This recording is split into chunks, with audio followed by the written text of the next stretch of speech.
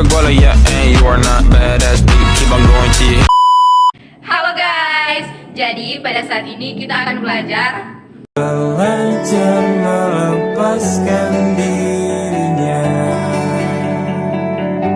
Baku sedu ya Geisha. Hai teman-teman, kembali lagi di mata kuliah manajemen biaya bersama kami kelompok 3. Nah, dan pada saat ini kami akan membahas materi tentang prinsip dasar manajemen biaya.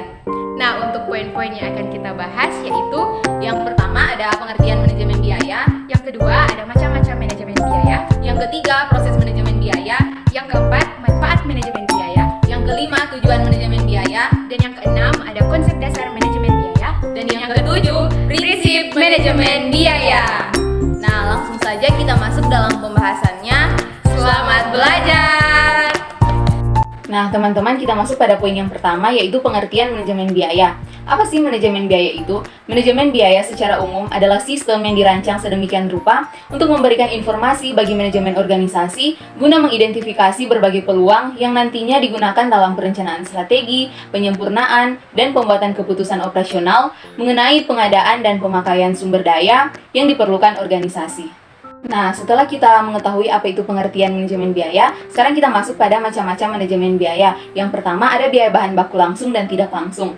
Biaya bahan baku langsung yaitu jenis biaya bahan baku pada produk atau objek lainnya, dikurangi diskon pembelian, tapi ditambah beban angkut dan hal terkait lainnya.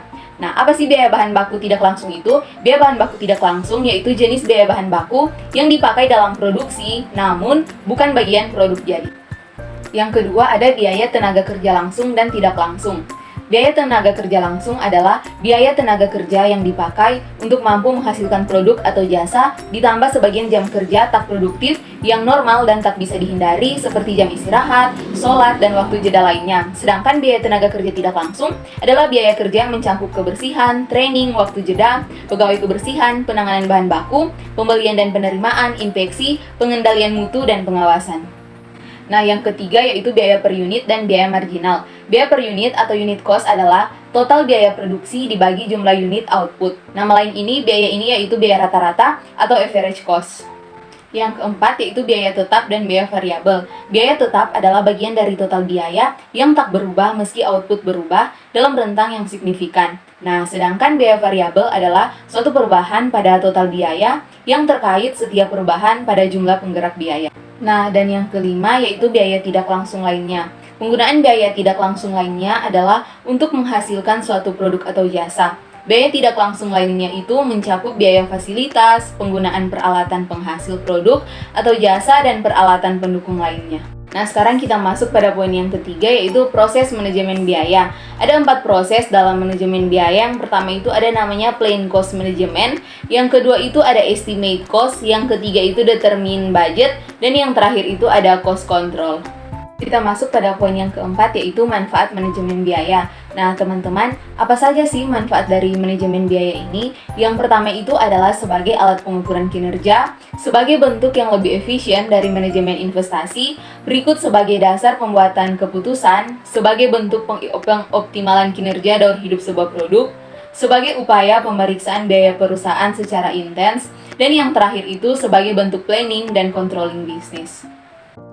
Baiklah, selanjutnya untuk poin yang kelima, yaitu mengenai tujuan manajemen biaya. Untuk tujuan yang pertama, yaitu membantu menyempurnakan kinerja organisasi di masa depan. Tujuan yang kedua, mengetahui keefisiensian, keefektivitasan, juga nilai ekonomi. Tujuan yang ketiga, mengidentifikasi biaya aktivitas atau kegiatan bisnis. Dan tujuan yang keempat, meraih ketiga tujuan yang telah disebutkan tadi secara langsung, baik itu dalam lingkungan perubahan teknologi yang terjadi. Selanjutnya kita akan membahas mengenai konsep dasar manajemen biaya. Untuk konsep yang pertama yaitu konsep nilai tambah, di mana manajer harus melakukan berbagai kegiatan perusahaan yang memiliki nilai tambah dengan cara yang efisien, juga menghilangkan kegiatan yang tak memiliki nilai tambah. Nah, tujuan dari hal tersebut adalah untuk mengoptimalkan biaya yang diperlukan untuk operasional kegiatan organisasi. Untuk konsep yang kedua yaitu konsep akuntansi aktivitas, di mana manajer bertugas menghimpun dan melacak apakah operasional yang telah dikeluarkan sesuai dengan kegiatan yang dijalankan. Sehingga dalam konsep ini dikenal istilah activity based costing sebagai metode pengukuran biaya dan kinerja, sumber biaya, dan objek biaya. Untuk konsep yang ketiga yaitu ada konsep biaya target, di mana manajer akan bertindak untuk menyempurnakan biaya target untuk mencapai pangsa pasar melalui biaya berbasis pasar. Nah, biaya target di sini yaitu harga pasar untuk mendapatkan pangsa pasar atau laba yang diinginkan. Selain itu, tujuan konsep biaya target ini yaitu untuk mengurangi biaya yang dikeluarkan selama daur hidup produk tertentu. Selanjutnya ada prinsip manajemen biaya. Untuk prinsip yang pertama yaitu pemakaian biaya efektif terhadap pengendalian internal. Yang kedua, perbandingan antara biaya target dan biaya yang sebenarnya. Yang ketiga, beban pada biaya teknologi. Yang keempat, pengembangan dalam pergerakan biaya untuk memperlihatkan sebab dan akibat biaya juga aktivitas. Yang kelima, peningkatan kelancaran biaya dengan sistem ABC. Yang keenam, penentuan pusat biaya dalam kelompok aktivitas homogen. Yang ketujuh, pencarian biaya relevan pada tujuan pelaporan biaya. Yang kedelapan, pemeriksaan biaya aktivitas dengan nilai tidak bertambah. Dan yang terakhir, pengenalan terhadap biaya bernilai tambah dan tidak bernilai tambah. Nah, demikianlah untuk materi presentasi dari kami kelompok 3. Semoga bisa bermanfaat buat kita semua. Dan untuk kurang dan lebihnya kami mohon maaf. Hidup sendiri tanpa kekasih. Cukup sekian, terima kasih. Yeay!